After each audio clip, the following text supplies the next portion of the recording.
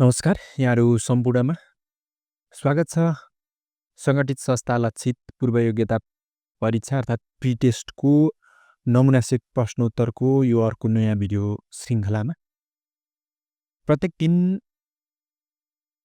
नयाँ नमुना सेट प्रश्नोत्तर यहाँहरू मार्फत यस युट्युब च्यानलबाट प्रस्तुत गर्ने गरेको छु।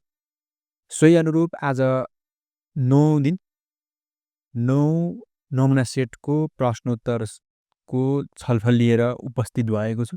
त्यस्तै यहाँभन्दा अगाडिका सेट 8 सम्मका प्रश्नोत्तरहरू पनि यसै च्यानलको प्लेलिस्टमा गएर हेर्न सक्नुहुनेछ। हस् त आजको 9 सेटको प्रश्नोत्तरको बारेमा छलफल गरौँ। पहिलो प्रश्न रहेको छ, भूमध्य सागर र कृष्ण सागर बीचमा पर्ने देश कुन हो भनेर रहेको छ। यसका अप्सनहरू रहेका छन् नर्वे, रुस, काजाकिस्तान, टर्की। यसको सही उत्तर रहेको छ टर्की। त्यस्तै दोस्रो प्रश्न रहेको छ, नेपालको कुल अन्तर्राष्ट्रिय सिमाना कति रहेको छ भनेर रहेको छ। यसका विभिन्न 4वटा अप्सनहरू रहेका छन्।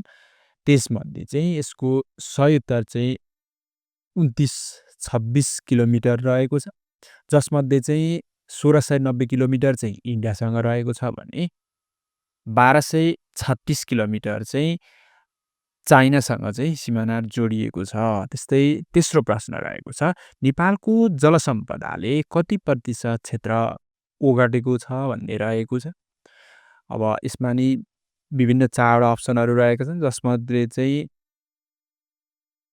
यसको सही उत्तर चाहिँ अप्सन सी हो, 2.27%। खासमा जल मात्रै चाहिँ हाम्रो 7.06% भनेर हुन्छ, तर प्राकृतिक जलको चाहिँ 2.27% हो। त्यही भएर यसमा चाहिँ नजिक हुने होला। त्यस्तै चौथो प्रश्न रहेको छ, मकालु बरुड राष्ट्रिय निकुञ्ज कुन जिल्लामा पर्दछ भनेर रहेको छ। यसको अप्सनहरू रहेका छन् शङ्खसभा, सोलुखुम्बु, डोल्पा र मुगु, चितवन, मकनपुर र पर्सा। यसको सही उत्तर चाहिँ शङ्खसभा ए रहेको छ। त्यस्तै पाँचौं प्रश्न रहेको छ, देखाएका कथन बारेमा विचार गर्नुहोस् भनेर रहेको छ। सिद्ध गुफा तनहुँ जिल्लामा पर्दछ, यो एकदम ठिक छ। त्यस्तै दोस्रोमा रहेको छ, सिद्ध गुफा दक्षिण एसियाकै सबैभन्दा ठुलो गुफा मानिन्छ अथवा हो रहेको छ, यो एकदमै पनि ठिक छ। भनेपछि यसको सही उत्तर चाहिँ 1 र 2 दुवै सही, अप्सन डी रहेको छ। सिद्ध गुफा चाहिँ ब्यास नगरपालिकावाचन अन्तर्गत पर्छ। यसको कुल लम्बाइ चाहिँ 437 रहेको छ भने अग्लाइ चाहिँ 40 मिटर जति रहेको छ। त्यही भएर चाहिँ यसलाई चाहिँ दक्षिण एसियाकै ठुलो गुफाको रूपमा नि लिएको छ। त्यस्तै 6औं प्रश्न रहेको छ, जैन धर्मको धार्मिक ग्रन्थ कुन हो भनेर रहेको छ। यसको 4 अप्सन रहेका छन्, केवला, त्रिपिटक, बाइबल, वचनामृत भन्ने रहेको छ। यसको सही उत्तर चाहिँ अप्सन डी वचनामृत हो। अनि त्यस्तै अरू भन्ने जस्तै यो बौद्ध धर्मको चाहिँ त्रिपिटक हुन्छ। त्यस्तै बाइबल चाहिँ इसाई अर्थात् क्रिस्चियनको हुन्छ। त्यस्तै सिखको चाहिँ गुरु ग्रन्थ भन्ने हुन्छ। त्यस्तै किरातको मुन्दु। त्यस्तै यो यहुदीहरूको चाहिँ केवला भन्ने हुन्छन्। यस्ता रहेका छन् सबै धर्महरूका चाहिँ धर्मग्रन्थहरू। त्यस्तै 7औं प्रश्न रहेको छ, सिउँडीको रुखलाई पूजा गर्ने चलन कुन जातिमा रहेको छ भनेर रहेको छ। यसको सही उत्तर चाहिँ अप्सन सी मेचे जाति हो। त्यस्तै 8औं प्रश्न रहेको छ, वाहा पर्वलाई फुलको उत्सवको रूपमा मनाउने जाति कुन हो भनेर रहेको छ। यसको चाहिँ सही उत्तर रहेको छ अप्सन बी सतार जाति। त्यस्तै 9औं प्रश्न रहेको छ, भजन शिरोमणि भनेर कसलाई चिनिन्छ। यसका अप्सनहरू रहेका छन् भक्तराज आचार्य, स्वरूपराज आचार्य, तिलविक्रम नेङ्मा, गोपाल प्रसाद रिमा। यसको सही उत्तर चाहिँ भक्तराज आचार्य हो। त्यस्तै 10औं प्रश्न रहेको छ, भारतीय स्वतन्त्रता सङ्ग्रामको उग्रवादी युग भनेर कुन समयलाई चिनिन्छ भनेर रहेको छ। यसको सही उत्तर चाहिँ अप्सन बी 1906 देखि 1918 सम्म। यो चाहिँ भारतीय स्वतन्त्र सङ्ग्रामको चाहिँ विभिन्न युगहरू कालखण्डहरू रहेका छन् त्यो बीचका।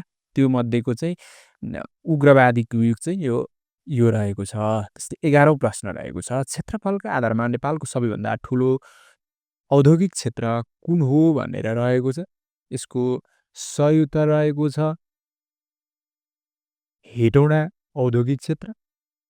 त्यस्तै 12औं प्रश्न रहेको छ, नेपालमा निजीकरणको अवधारणा कुन आवधिक योजनाबाट आएको हो भन्ने रहेको छ। यसको सही उत्तर रहेको छ 8औं योजनाबाट चाहिँ निजीकरणको अवधारणा आएको हो। त्यस्तै 13औं प्रश्न रहेको छ, उदयपुर सिमेन्ट कारखाना कुन देशको सहयोगमा बनेको हो भन्ने रहेको छ। यसका अप्सनहरू रहेका छन् भारत, जापान, चीन र अमेरिका। यसको सही उत्तर चाहिँ अप्सन बी जापान हो। जापानको जाइका भन्ने कम्पनीको सहयोगमा चाहिँ यो 2044 सालतिर चाहिँ अर्थात् 1987 मा चाहिँ यो स्थापना भएको थियो। त्यस्तै 14औं प्रश्न रहेको छ, देहायका कथन सही हो, कुन सही हो भनेर रहेको छ। 1 मा रहेको छ नेपाल राष्ट्र बैङ्कको स्थापना विक्रम सम्वत 2013 को वैशाख 14 गते भएको, यो एकदम सही छ। नेपाल राष्ट्रको बैङ्कको प्रथम गभर्नर हिमालय शमशेर राणा अर्थात् जवाहरलाल हुन् भनेर रहेको छ, यो एकदम दुवै सही हो। त्यही भएर 14 को सही उत्तर चाहिँ अप्सन सी दुवै सही रहेको छ। त्यस्तै 15औं प्रश्न रहेको छ, नौबिसे पोखरा 173 किलोमिटर राजमार्गलाई के नामले चिनिन्छ भनेर रहेको छ। यसलाई चाहिँ पृथ्वी राजमार्ग। यसको कुल लम्बाइ भने 173.43 किलोमिटर हो। यसको कोड भनेको चाहिँ राजमार्ग 04 भनेर अर्थात् H04 भनेर चाहिँ यसको कोड दिएको छ। त्यस्तै 16औं प्रश्न रहेको छ, विश्वमा संविधान सभाद्वारा संविधान बनाउने पहिलो देश कुन हो भनेर रहेको छ। यसको चाहिँ सही उत्तर चाहिँ अप्सन डी फ्रान्स हो। संविधान पनि यो विभिन्न तरिकाले बनाउने गर्दछन्। त्यस्तै यो पहिलो लिखित संविधान चाहिँ युएसए को छ।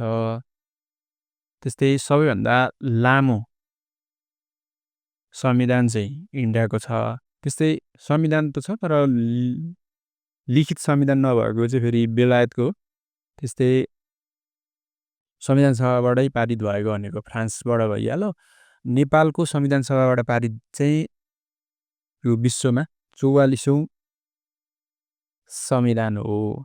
त्यस्तै 17औं प्रश्न रहेको छ, नेपाल अधिराज्यको संविधान 2047 राजा वीरेन्द्रद्वारा कहिले जारी भएको हो भन्ने रहेको छ 17औं प्रश्नमा।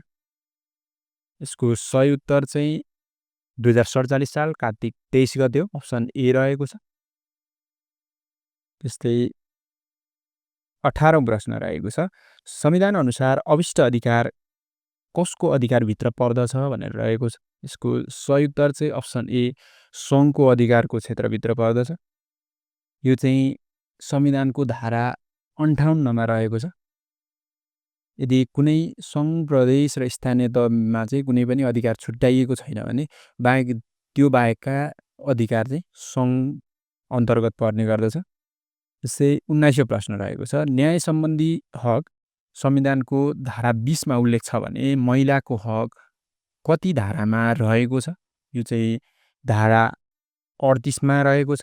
यो चाहिँ मौलिक हक अन्तर्गतका विभिन्न 31 वटा हकहरू मध्येका एक हो यो। त्यस्तै 20औं प्रश्न रहेको छ, तलको मध्ये कुन नेपालको संवैधानिक आयोगभित्र पर्दैन भन्ने रहेको छ।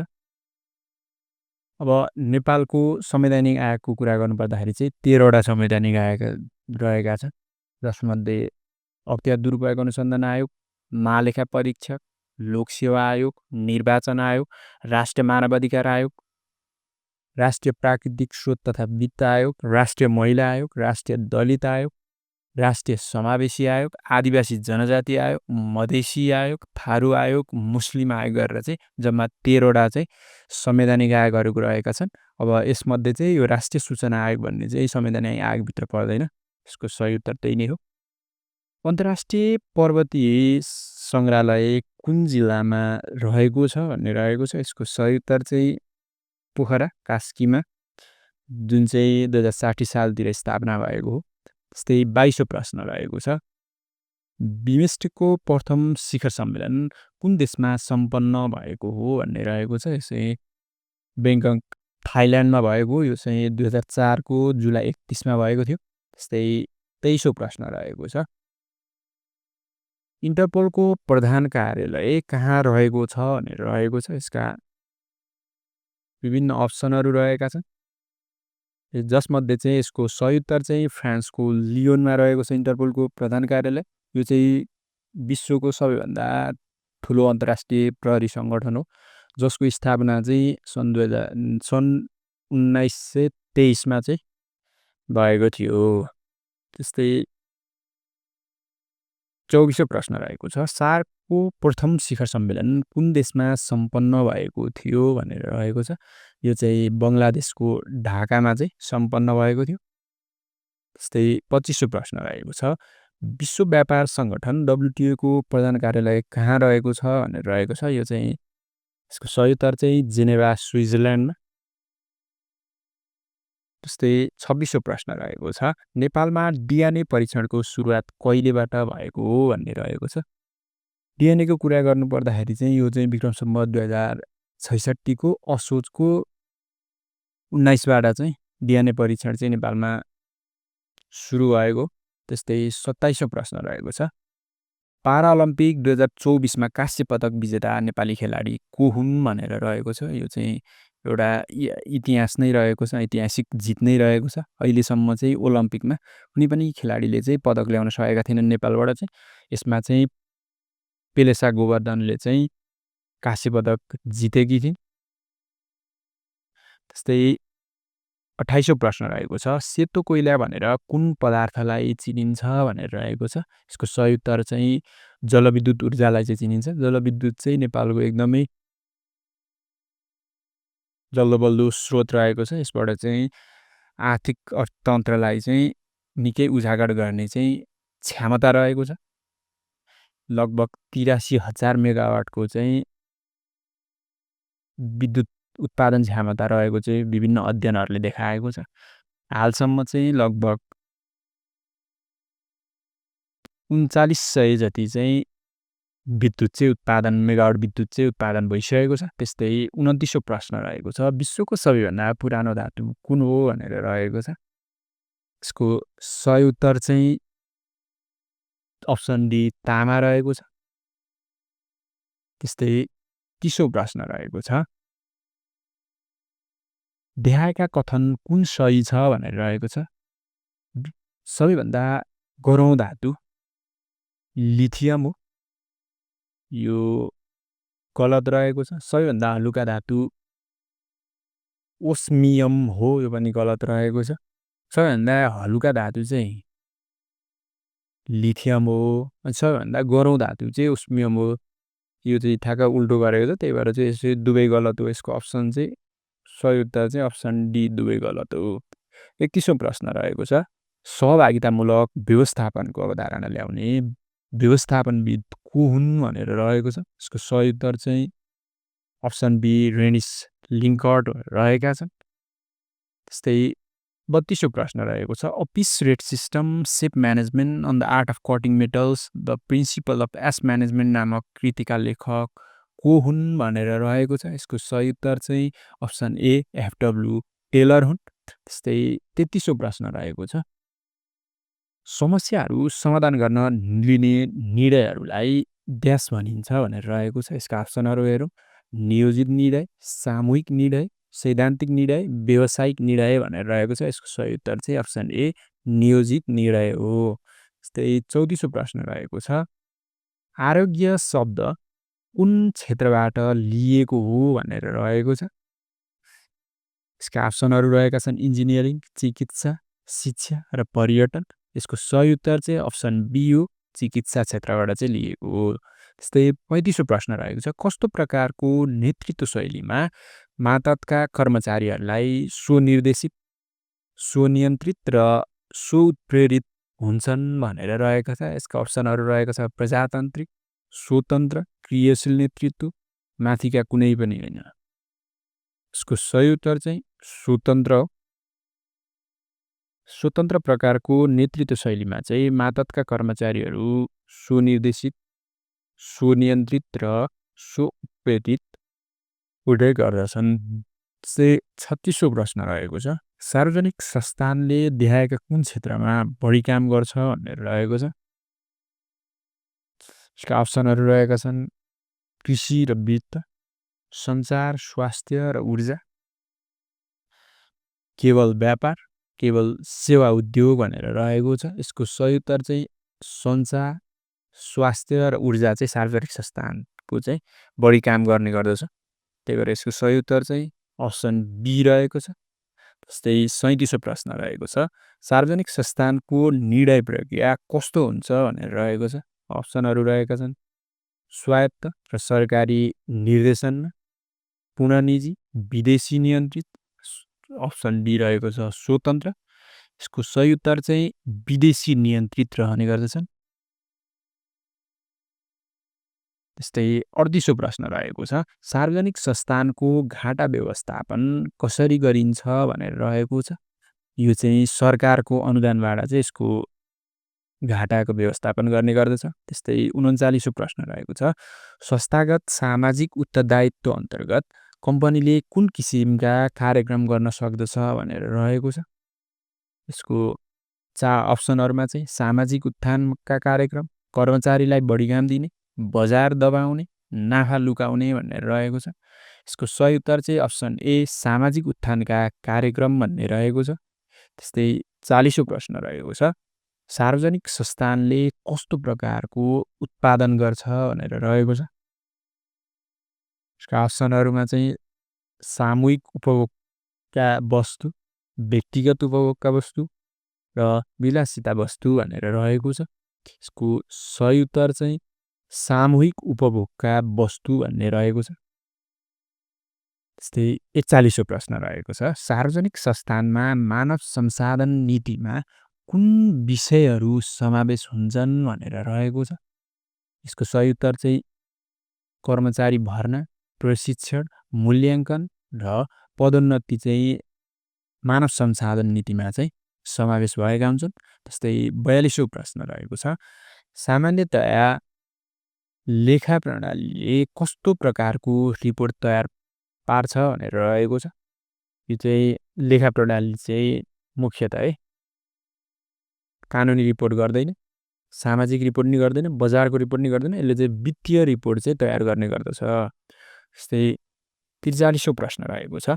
नेपाल बीमा समितिको नाम परिवर्तन गरी नेपाल बीमा प्राधिकरण कहिले बनाइएको हो भनेर रहेको छ। यसको सही उत्तर चाहिँ अप्सन डी विक्रम सम्वत 2079 सालमा हो।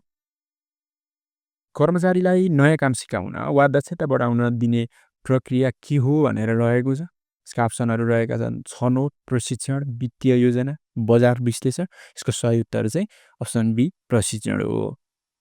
त्यस्तै 45औं प्रश्न रहेको छ। सामान्यतया लेखा प्रणालीले कस्तो प्रकारको रिपोर्ट तयार पार्छ भनेर रहेको छ। यसले चाहिँ वित्तीय रिपोर्ट तयार पार्दछ। यो प्रश्न चाहिँ रिपिट भएको रहेछ 2 पटक। त्यस्तै 46औं प्रश्न रहेको छ। यो चाहिँ व्यावहारिक गणित सम्बन्धी रहेको छ। अब क्वेसनहरू 3 वटा डट पेन र 5 वटा सिसा कलमको मूल्य बराबर छ। यदि एउटा सिसा कलमको मूल्य चाहिँ रु 2.40 हो भने 5 वटा डट पेन र 10 वटा सिसा कलमको कुल मूल्य कति हो भनेर भन्नु। यसमा चाहिँ एउटा कन्डिसन के दियो भने 3 वटा डट पेनको पैसा जति छ 5 वटा सिसा कलमको पैसा नि त्यति नै हुन्छ। अर्थात् 3 वटा डट पेन किन्न कति पैसा लाग्छ, 5 वटा सिसा कलम किन्न नि त्यति नै पैसा लाग्छ भनेर एउटा कुरो दियो। अनि अर्को भनेको चाहिँ सिसा कलमको चाहिँ एउटाको पैसा चाहिँ ₹2.40 हुन्छ भनेर त्यो पनि दियो। भनेपछि अब हामीले के गर्न सक्छौँ भने 5 वटा सिसा कलमको पैसा निकाल्ने जुन चाहिँ 3 वटा डट पेनको हुन्छ। अब त्यहाँबाट एउटा डट पेनको निकाल्न सकिहाल्यो। एउटा डट पेनको निकाले पछाडि 5 वटा डट पेनको निकालिहाल्यो। अनि त्यस पछाडि सिसा कलमको त एउटाको छँदैछ भने चाहिँ 10 वटा निकाल्न सकिहाल्यो। दुईटाको जोडियो भने चाहिँ 5 वटा डट पेन र 10 वटा सिसा कलमको कुल मूल्य आइहाल्छ। त्यही गरौँ है त।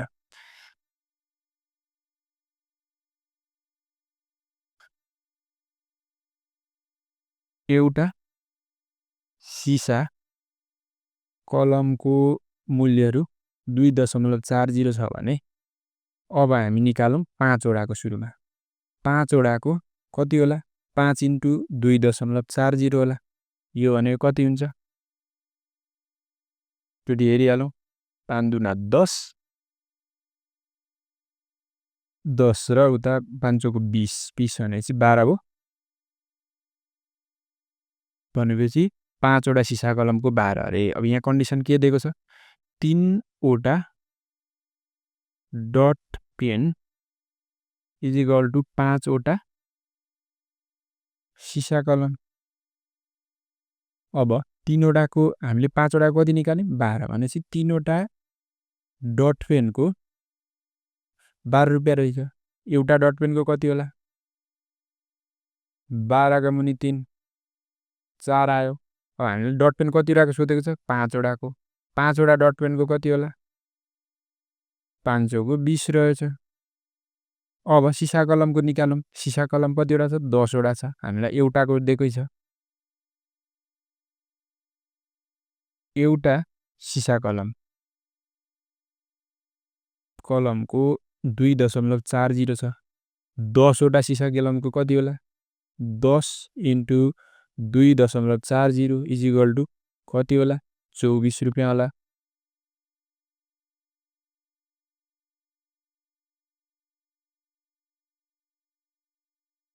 अब दुईटै जोडौँ टोटल 5 वटा डट पेन प्लस 10 वटा सिसा कलम इज इक्वल टु 20 प्लस 24 गर्दाखेरि 44 होला भनेपछि यसको सही उत्तर के रहेछ अप्सन सी 44 हुन्छ त्यस्तै 47औं प्रश्न रहेको छ 5 केटा वा 7 केटीले कुनै काम गर्नलाई चाहिँ 5 केटाले एउटा काम गर्नलाई 37 दिन लाग्छ अरे 7 केटीलाई त्यही काम गर्न 37 दिन लाग्छ अरे 7 जना केटीलाई यदि 5 जना केटा र 7 जना केटा र 5 जना केटीले सोही काम गरे भने चाहिँ दोब्बर अर्थात् एउटा काम गर्थे भने अब दुईटा काम गर्नलाई चाहिँ कति दिन लाग्ला भनेर सोधेको छ भने चाहिँ अब के गरौँ सबैभन्दा सुरुमा भने एकजना केटालाई कति दिन लाग्छ निकालौँ अनि त्यसपछि 7 जना केटाको कति दिन लाग्ला त्यो निकालौँ अनि त्यसपछि 7 जना केटीबाट को दिएकै छ त्यहाँबाट एकजना केटीलाई गर्न कति दिन लाग्छ त्यो निकालौँ त्यसपछि 5 जना केटीलाई गर्न चाहिँ कति दिन लाग्छ त्यो निकालौँ त्यो दुईजनाले चाहिँ एउटा काम गर्नुपर्ने छ भनेपछि त्यो दुईजनाको एलसियमबाट चाहिँ त्यो एउटा टोटल काम गर्नलाई चाहिँ कति दिन लाग्छ त्यो नै निकालेपछि नै त्यही नै हो यसको एन्सर अब हेरौँ है त हामीलाई दिएको छ 5 जना केटालाई 37 दिन लाग्छ भने एकजना केटालाई कति दिन लाग्ला 37 इन्टु 5 हामीलाई कति वटा केटा भनेको छ 7 वटा भनेपछि 7 केटाको कति लाग्ला 7 एकजनालाई त भन्दा त 7 जनालाई त घटी लाग्ला त्यही भएर भाग जान्छ यति चाहिँ 7 जना केटाले गर्ने हो केटीको हेरौँ 7 केटी 37 दिन कति केटी हामीलाई एक केटीको निकालौँ एक केटीलाई त बढी लाग्ला 37 इन्टु 7 भयो 5 केटी निकाल्यो भने चाहिँ 5 केटीलाई त एकजनाको भन्दा घटी लाग्छ 37 इन्टु 7 का भागा 5 हुन्छ अब 7 जना केटा र 5 जना केटीको निक्ल्यो अब यसभित्र यतिले नै गर्नुपर्ने छ दुईटा काम गर्नुपर्ने छ अब यसको एलसिएम लिउँ है त कति हुन्छ 37 इन्टु 7 का मुनि 5 37 इन्टु 5 का मुनि 7 यो केटा भयो केटी हेरौँ 37 इन्टु 7 का मुनि 5 यो के भयो माथिको केटा तलको केटी यसको एलसिएम कति आउँछ 37 इन्टु 5 इन्टु 7 गर्नु भइहाल्यो हो यसमा कतिले मल्टिप्लाई गर्नु पर्ला 37 इन्टु 5 इन्टु 7 निकाल्नका लागि 7 इन्टु 7 ले भनेपछि 49 ले गर्नु पर्यो 49 ले यसमा कतिले गर्नु पर्ला 25 ले भनेको यहाँ अब के निस्क्यो भन्दाखेरिमा एउटा टोटल काम भनेको चाहिँ यति पार्ट्स रहेछ अब केटाले चाहिँ एक दिनमा यति पार्ट्स गर्दा रहेछन्, कतिजना केटाले भन्दाखेरिमा चाहिँ 7 जना केटाले, अनि 5 जना केटीले चाहिँ एक दिनमा चाहिँ 25 पार्ट्स गर्दा रहेछन् भनेपछि 2 जनाले केटा र 7 जना केटा र 5 जना केटीले चाहिँ एक दिनमा कति पार्ट्स गर्दा रहेछन् भन्ने चाहिँ यो दुईटा जोडौँ। एक दिनमा कति पार्ट्स? 49 र 25, 49 प्लस 25 गर्दाखेरि 74 पार्ट्स चाहिँ एक दिनमा 7 जना केटा र 5 जना केटीले गर्दा रहेछन्। अब हामीलाई एक टोटल वर्कको पार्ट्स चाहिँ कति छ? टोटल वर्कको 37 × 5 × 7 रहेको छ। अब यहाँ हामीलाई प्रश्नले के भनेको छ? दोब्बर परिणाम भन्नुको मतलब के हो? दोब्बर पार्ट्स, अर्थात् दुईटा काम, एउटा काम होइन दुईटा काम। अब दुईटा काम कसरी निक्लिन्छ? 2 × 37 × 5 × 7 भनेपछि 7 जना केटा र 5 जना केटीले एक दिनमा 74 पार्ट्स गर्छन् भने यति पार्ट्स गर्न कति दिन लाग्छ? त्यो निकाल्नु नै त्यही प्रश्नको उत्तर हो। भनेपछि 74 पार्ट्सको चाहिँ 74 पार्ट्स चाहिँ एक दिन भने अब एक पार्ट्स निकालौँ।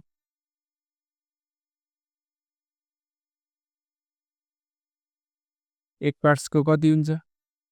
1 का मुनि 74। अब हामीलाई निकाल्नुपर्ने कति पार्ट्सको? 2 × 37 × 5 × 7 पार्ट्सको। यो भनेको 2 × 37 × 5 × 7 का मुनि 74 पार्ट्स। अब यो नै यसको सही उत्तर हुन्छ।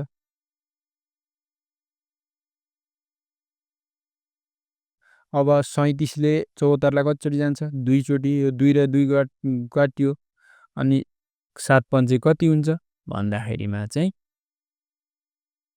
35 दिन हुन्छ। भनेपछि 7 जना केटा र 5 जना केटीलाई चाहिँ सो काम गर्न चाहिँ कति दिन लाग्ने रहेछ? 35 दिन। अब 48औं प्रश्न हेरौँ। कुनै संख्याको 25% भाग चाहिँ 65 को 20% बराबर हुन्छ अरे भनेर। कुनै संख्या, यसलाई चाहिँ मानौँ कुनै एउटा संख्याको चाहिँ 25% भाग चाहिँ 65 को 20%सँग चाहिँ बराबर हुन्छ अरे। कुनै संख्या चाहिँ ल x मानौँ भनेपछि प्रश्नले के भनेको छ? कुनै संख्याको 25% चाहिँ अर्को संख्याको 65 संख्याको 20%सँग बराबर हुन्छ अरे। भन्नुको मतलब त यही हो। कुनै संख्या x को 25% चाहिँ 65 को 20%सँग बराबर हुन्छ भन्नु नै 25% × x = 65 × 20% हो।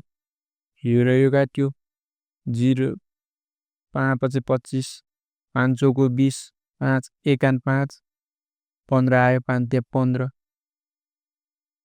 अनि यसको चाहिँ अब 13 चौको कति हुन्छ?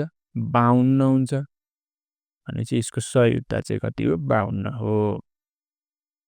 जस्तै अब 49औं प्रश्न हेरौँ।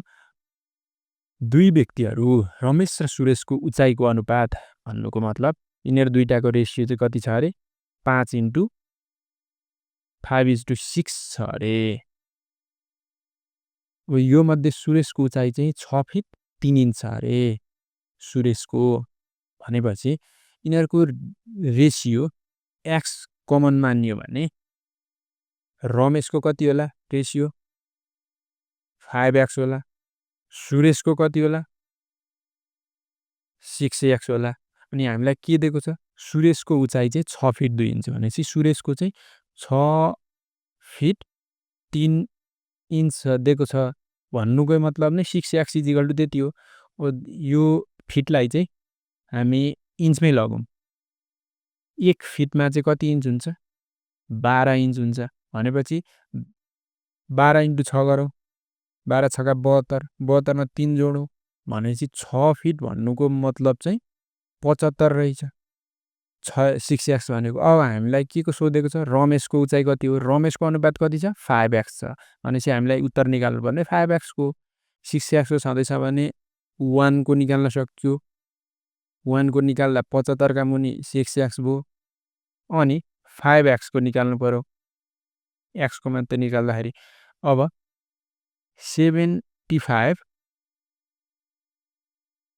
का मुनि 6 इन्टु 5 गर्दाखेरि कति आउला 75 इन्टु 5 डिभाइड बाई 6 गर्दाखेरि चाहिँ 62.5 इन्च चाहिँ आउँछ भनेपछि सुरेशको चाहिँ रमेशको हाइट चाहिँ कति रहेछ 62.5 इन्च चाहिँ रहेछ। जस्तै अब 50औं प्रश्न हेरौँ। एउटा व्यक्तिको मासिक तलब रु 3500 सम्म कर लाग्दैन अरे कुनै एउटा व्यक्तिले चाहिँ जति पैसा कमायो भने 3500 को चाहिँ कर लाग्दैन 3500 प्लसको चाहिँ कर लाग्छ भन्नु भनेको यसले चाहिँ सोभन्दा बढी तलबमा चाहिँ अब त्यो 3500 भन्दा बढी भयो भने चाहिँ त्यो तलबको चाहिँ 15% चाहिँ कर लाग्छ अरे उक्त व्यक्तिले रु 600 चाहिँ कर तिर्छ अरे भने उसको कुल मासिक कति हो भने चाहिँ 3500 मा त उसको करै लागेन अब 3500 देखि बाँकी जति कमायो त्यसमा चाहिँ 15% कर लाग्ने हो त्यो 15% उसले चाहिँ कर कति तिर्यो भने चाहिँ 15% चाहिँ 600 तिरेको छ अरे अब यो भनेको चाहिँ 3500 प्लसको पैसा मात्रै हो भनेपछि उसको अब टोटल कमाइ चाहिँ कति हो त भन्नुको मतलब नै 100% हो अब हामी 1% को निकाल्न सकिहाल्छौँ 600 का मुनि 15% 100 को प्रतिशतको कति हुन्छ 600 का मुनि 15% इन्टु 100% भयो अब यसले गरौँ 15 चौको 60 भनेपछि कति आयो 4000 आयो भनेपछि उसलाई चाहिँ अब यो 15% चाहिँ यो 4000 मा चाहिँ लागेको रहेछ भन्ने हामीलाई थाहा भयो भनेपछि अब उसको मासिक तलब त कति हो मासिक तलब त अब यो 4000 प्लस यो पनि हो यसमा त उसको करै लाग्दैन उ त यो त त्यतिकै पाउने हो उसले कर तिर्ने भनेको यो 4000 मात्रै हो भनेपछि यो जोडौँ 3500 प्लस 4000 गर्दाखेरि चाहिँ उसको चाहिँ तलब चाहिँ 7500 चाहिँ उसको 7500 चाहिँ उसको के रहेछ तलब रहेछ त्यही भएर यसको सही उत्तर चाहिँ अप्सन सी 7500 हुन्छ। हस् त नमुना सेट 9 अन्तर्गतको प्रश्नोत्तर सामग्री यति नै अब हामी भोलि सेट 10 को प्रश्नोत्तर लिएर उपस्थित हुनेछु यति दिनसम्म सुनिदिनु भएकोमा धन्यवाद।